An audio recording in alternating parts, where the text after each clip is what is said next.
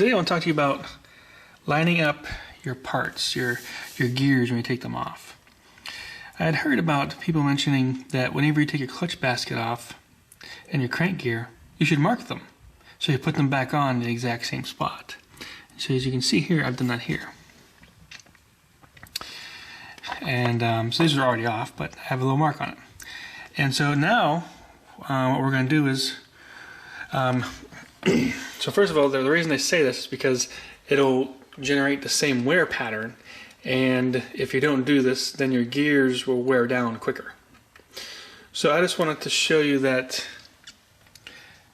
it actually is not true. So first of all, you can see how I lined this up. Right? Okay, so now let's just rotate this gear all the way around the crank, or all the way around the clutch. Yeah, that's all I'm doing is rotating it. It's staying inside.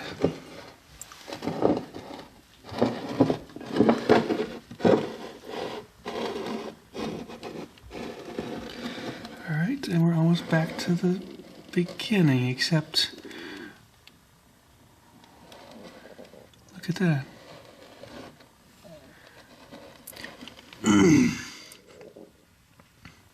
We're one tooth off. You know what that means? If we go around a second time, we'll be two teeth off. So that actually means that, at least for this gear and this clutch,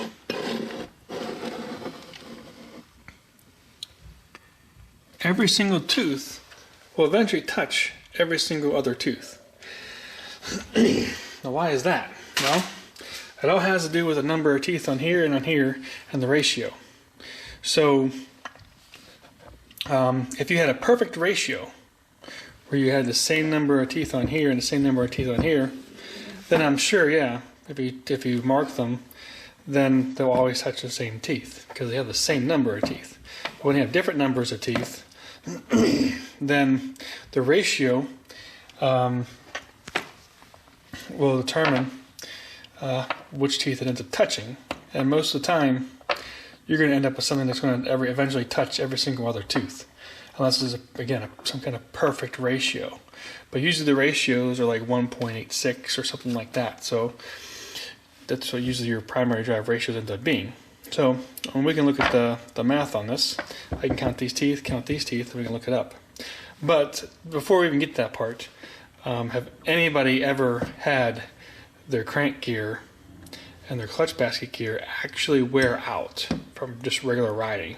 Not breaking it because you put a screwdriver in it, but actually just riding around and having it wear down to where it doesn't work anymore. These things are pretty tough, and they're tempered.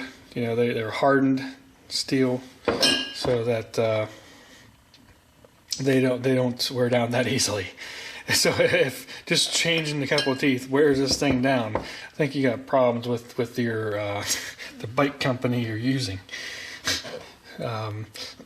Secondly, the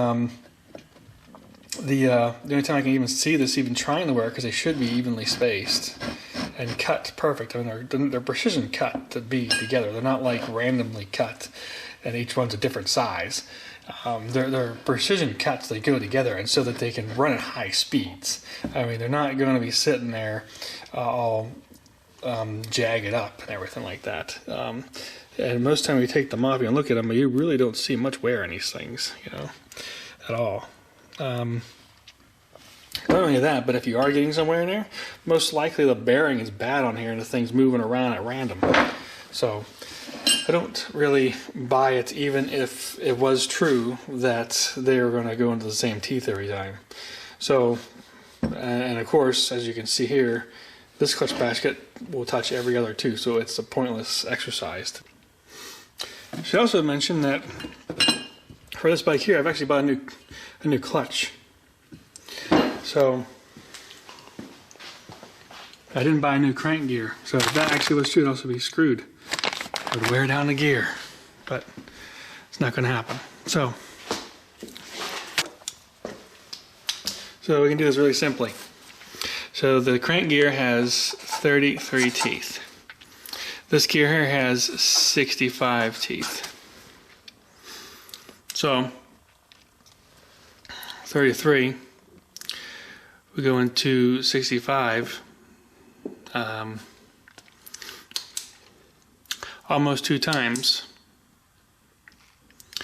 Because 33 will go into, so if I do 33 times 2, we get 66, so it's almost 2 times. But then if I do 66 and I just take away 65, I get 1. That means that every time this tooth goes around, there'll be 1 off.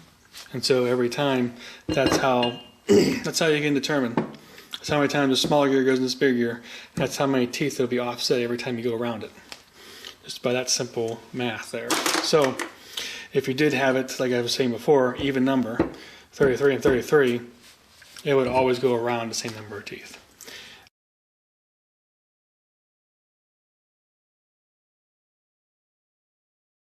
So then the rule is this, that if it's odd, every tooth will eventually touch every other tooth. So every time you go around, you'll be odd off. If you're even, then the same teeth will always touch each other. All the odd teeth will touch each other, and all the even teeth will touch each other.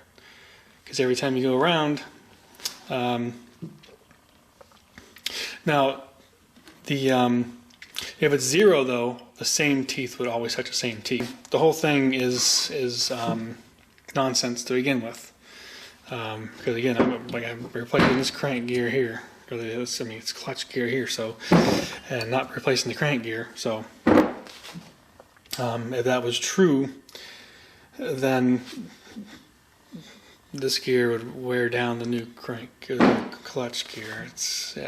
Doesn't really make any sense, and it wouldn't anyway, because this one already touches every other gear to begin with. And I'm not even putting the same one back on, but you don't need to mark your clutch basket in your teeth when you take your gears apart, unless it's some kind of piece of junk.